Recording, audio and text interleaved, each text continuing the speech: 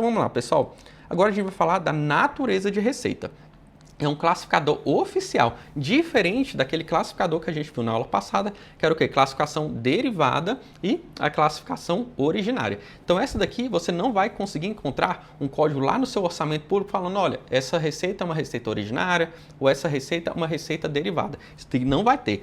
Já, por exemplo, na natureza da receita, é um classificador oficial. Vai ter um númerozinho exatamente para você identificar esse tipo de natureza de receita lá na hora da sua prova. Então vamos lá, pessoal. O que é esse classificador de natureza de receita? Ele tem 8 dígitos, pessoal. Olha só. A gente vai ter o primeiro dígito, que é a categoria econômica. Ele é apenas o quê? É um dígito, né? Tá vendo? Ó, um xizinho aqui. É a categoria econômica. Depois, o próximo númerozinho, a gente vai ter, que é a origem. Depois a gente vai ter o terceiro dígito, vai ser espécie. E depois, pessoal, vão ter 4 dígitos aqui que vão se referir ao que? Ao desdobramento da nossa receita. E por último, a gente vai ter o 8º dígito, que é o tipo. Então, o que a gente viu aqui? Vão ter o quê? 8 dígitos, né? Exatamente para ter todo esse caminho, esse endereço da nossa receita pública. Então, ele vai ter o primeiro dígito, categoria econômica, depois origem, espécie, desdobramento e tipo. E a gente vai passar por cada um desses itens, então não precisa você se desesperar. Você vai gabaritar na hora da sua prova. Então aqui, pessoal, qual o objetivo da nossa natureza de receita? Então aqui a natureza de receita é o que? É o gênero, né? É o gênero que tem cada um desses itens, que é a categoria econômica, origem, espécie, desdobramento e tipo. Aqui o nosso objetivo é falar de onde que vem a receita, de onde que provém, por exemplo, né, a fortuna do Estado. Então, por meio dessa natureza de receita, a gente vai conseguir responder essa nossa pergunta. E aqui, pessoal, uma questão interessante, que essa natureza de receita, ela é utilizada por todos os entes da federação e de forma padronizada. Então, se você aprende essa classificação de natureza de receita aqui nessa nossa aula, se você for, por exemplo, no orçamento da União, vai ser a mesma classificação. Se você for no orçamento ali do estado do Tocantins, né, estado de São Paulo, Rio Grande do Sul, é a mesma classificação. E município, a mesma coisa. Então aqui, pessoal, isso acontece para você consolidar as contas públicas. Então ali, na hora que o governo federal ele estiver fazendo uma consolidação das contas públicas, falando, olha, quanto que o Brasil arrecadou de uma forma geral. Então ele tem que ter um classificador unificado. E é exatamente essa natureza de receita que proporciona isso. Então, por exemplo, se você aprende essa natureza de receita e você vai estar concursado, por exemplo, num concurso ali da Bahia, essa mesma classificação vai ser utilizada e você vai conseguir fazer pesquisa em todos os outros entes da federação. Então é muito importante essa classificação, pessoal. E o bom de você estudar orçamento público é isso, pessoal, que muitas vezes, né, às vezes quando você estuda uma legislação específica de determinado ente, quando você muda para outro, praticamente você tem que começar do zero. Já o orçamento público, isso é muito importante, porque normalmente as classificações que a gente vai ver, tanto de receita, despesa, lei de responsabilidade fiscal, serve para todos os entes. Então, se, por exemplo, você está concursado aqui no município, depois você vai para a União, por exemplo, você não perde nada. Então, você se torna um profissional extremamente especializado e também bem requisitado para qualquer ente federativo que você vá. Então, vamos lá, pessoal. Aqui, por meio dessa natureza de receita, que é o gênero, a gente vai responder a pergunta: qual a origem da fortuna do Estado? E a gente vai começar a nossa natureza de receita com o quê? Com o primeiro código, que é o código que despenca. Pessoal, olha só. Se você tiver numa revisão para a prova, por exemplo, o que eu falo, pessoal, você sabendo a categoria econômica e a origem, aqui é praticamente quando cai natureza de receita, é o dominante nas questões. Então, pessoal, agora preste bastante atenção nessa categoria econômica e também na origem, que dentro dessa parte de natureza de receita é praticamente o que despenca mais dentro da sua prova. Então vamos lá, pessoal. A gente está tratando da natureza de receita e agora a gente vai falar o que sobre categoria econômica. Tem 2 categorias econômicas da receita, pessoal. Ela pode ser tanto uma receita corrente, quanto também ela pode ser uma receita de capital. E tá vendo esse dígito aqui, ó? Se ela for receita corrente, ela vai começar com o dígito 1. E se ela for receita de capital, ela vai começar com o dígito 2. E é exatamente isso. Agora a gente tem que saber qual a diferença, né, entre a receita corrente e a receita de capital. Tanto a receita corrente quanto a receita de capital aumenta o quê? O recurso financeiro. Ó. Tá vendo? O recurso financeiro aqui na receita corrente e na receita de capital também aumento do recurso financeiro. Então, pessoal, a primeira observação que a gente tem que ter da receita pública. Pessoal, receita pública sempre vai ter dinheiro. Independente se é uma receita corrente ou receita de capital, sempre vai envolver a entrada de recursos financeiros. Se não envolver essa entrada de recurso financeiro, pode ser qualquer outra coisa. Doação, permuta, mas jamais vai ser receita pública. Vamos lá mais uma vez. Receita pública envolve o quê? Entrada de dinheiro, recurso financeiro. E agora, pessoal, a principal diferença que a gente vai ter entre uma receita corrente e uma receita de capital, vai ser mais fácil depois a gente identificar a origem para saber se é uma receita corrente ou de capital. Mas já adiantando um pouco, qual vai ser uma das principais diferenças entre a receita corrente e a receita de capital? A receita de corrente, ela aumenta o patrimônio seu em regra.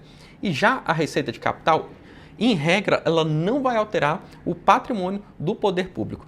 Vai ficar um pouco mais fácil a gente pegar os exemplos. Olha só, vamos supor que você pega um empréstimo, tá aqui, né, que é uma receita de capital. O que acontece com o empréstimo? Vai entrar um dinheiro, mas ele não vai alterar o patrimônio do poder público. Por que ele não vai alterar o patrimônio? Pensa lá. Vamos imaginar um estado que acabou de começar. Ele tinha quanto? Vamos supor que ele tem zero de receita, zero de patrimônio. Se ele faz um empréstimo, o que vai acontecer? Vamos supor que ele faz um empréstimo ali de R$1 milhão. Vai entrar R$1 milhão de dinheiro na conta dele com esse empréstimo, mas do mesmo jeito que entrou esse R$1 milhão, vai entrar R$1 milhão de dívida. Então você entende que não mudou o patrimônio? O patrimônio dele, se ele quisesse, por exemplo, saldar toda a dívida no outro dia, o que ia acontecer? Ele ia pegar esses R$1 milhão e ia pagar a dívida dele e ia ficar zerado de novo. Então, esse empréstimo, quando a gente faz, é uma receita de capital, porque em regra o quê? Você não alterou o seu patrimônio público.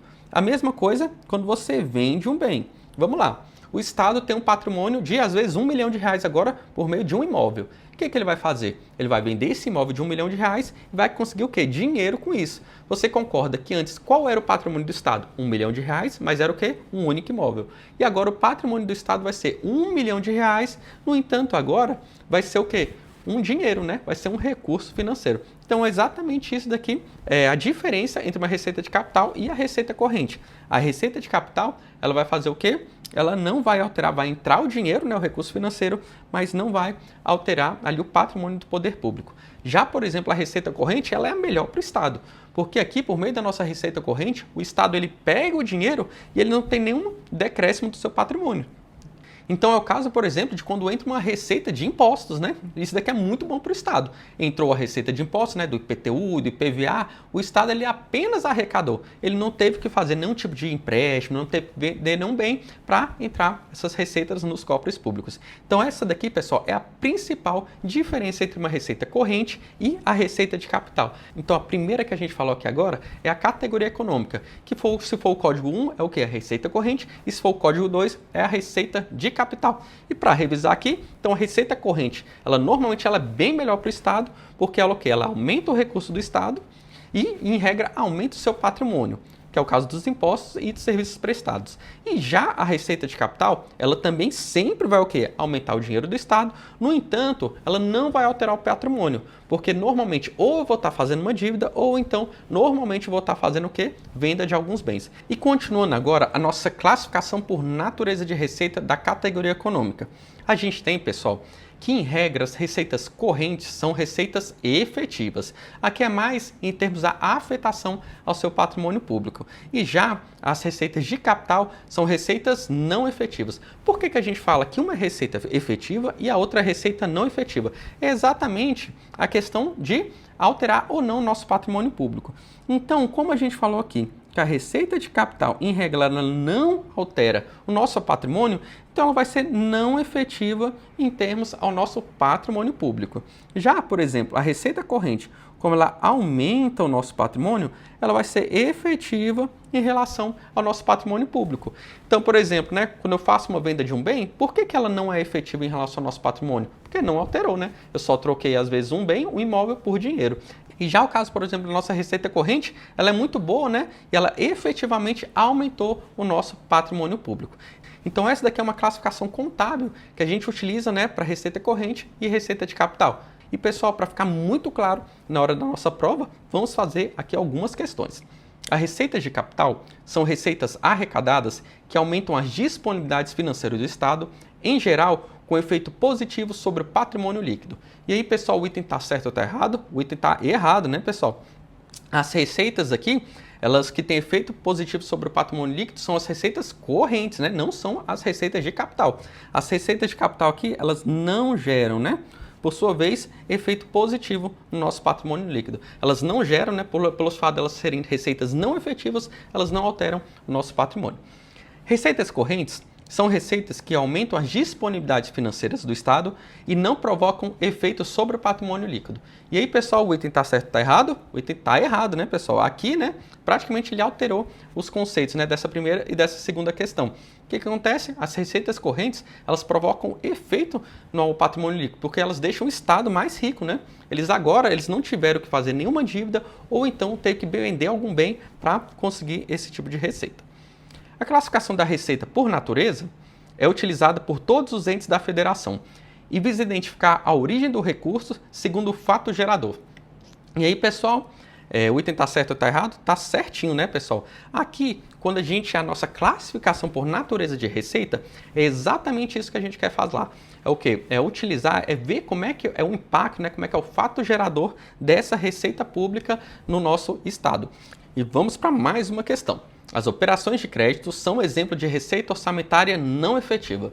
E aí, pessoal, a operação de crédito, ela é uma receita orçamentária efetiva ou não efetiva? O item aqui está o quê? Tá certinho, né, pessoal? As operações de crédito, elas não têm alteração no nosso patrimônio. Então, elas são não efetivas. Vamos lá, recapitulando. Eu peguei o dinheiro, né? Entrou o recurso do empréstimo, mas da mesma forma aumentou também minha dívida. Então, meu patrimônio, ele não alterou. Então, por isso que o nosso item está certinho. E com isso, pessoal, a gente finaliza esse nosso primeiro vídeo de natureza de receita. A gente tratou exclusivamente sobre a categoria econômica. E agora, na próxima aula, a gente vai tratar sobre a origem da natureza de receita. Eu te espero, então, na próxima aula. E lembrando, pessoal, não deixe de que qualquer dúvida que você tiver, deixe aqui nos comentários. E até a próxima aula.